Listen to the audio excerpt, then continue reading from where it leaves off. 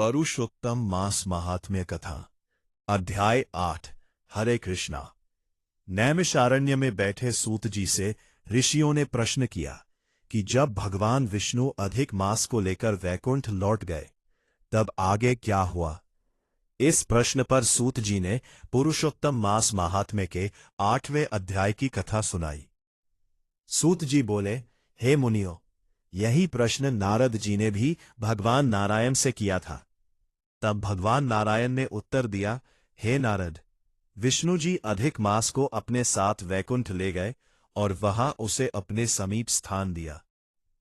अब वो अधिक मास जो पहले अपमानित था 12 महीनों में श्रेष्ठ बन गया और पुरुषोत्तम मास के रूप में प्रतिष्ठित होकर सम्मानित होने लगा।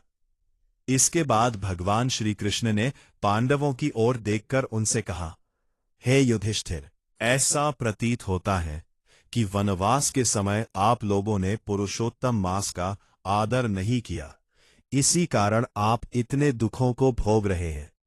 भय, शोक और विपत्तियों में फंसे रहने के कारण आपने इस पवित्र मास का महत्व नहीं समझा। भगवान ने आगे समझाया, मनुष्य को अपने भाग्य पर विश्वास रखना चाहिए, क्योंकि सुख दुख, लाभ हानि सब उसी के अनुसार प्राप्त होते हैं। परंतु एक और कारण भी है जिसके कारण तुम्हें यह कष्ट सहना पड़ रहा है। अब मैं वह पुरातन कथा सुनाता हूं। इसके बाद भगवान श्री कृष्ण द्रौपदी के पूर्व जन्म की कथा सुनाते हैं। उन्होंने कहा, पूर्व जन्म में द्रौपदी एक महात्मा मेधावी ऋषि की अत्यंत सुंदर और गुणवान पुत्री थी। वह रूप, विद्या और नीति में निपुण थी और अपने पिता की अत्यंत प्रिय थी। किंतु उसके मन में एक ही चिंता थी, उसे योग्य पति और संतान सिख कैसे प्राप्त होगा।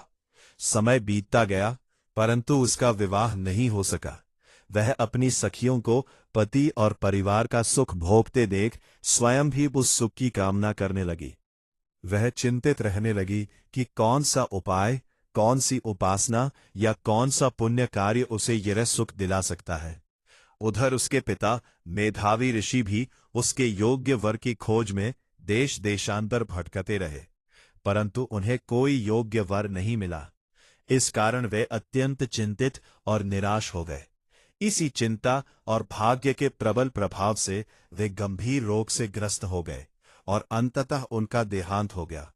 मृत्यु के समय उन्होंने भगवान श्री कृष्ण का स्मरण किया, जिससे भगवान के दूत उन्हें अपने साथ दिव्य लोक में ले गए।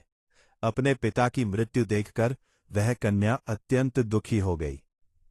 वह विलाप करने लगी, हे पिताजी, अब मैं अनाथ हो गई हूं। मेरी रक्षा कौन करेगा?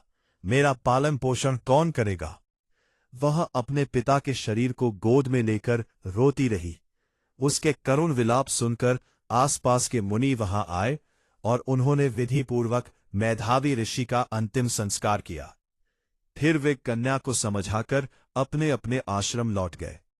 अब वह कन्या अकेली दुख से व्याकुल होकर उसी वन में रहने लगी। पिता के वियोग का दुख उसे भीतर ही भीतर जलाता रहा। वह न तो ठीक से खा पाती थी, न ही शांत रह पाती थी।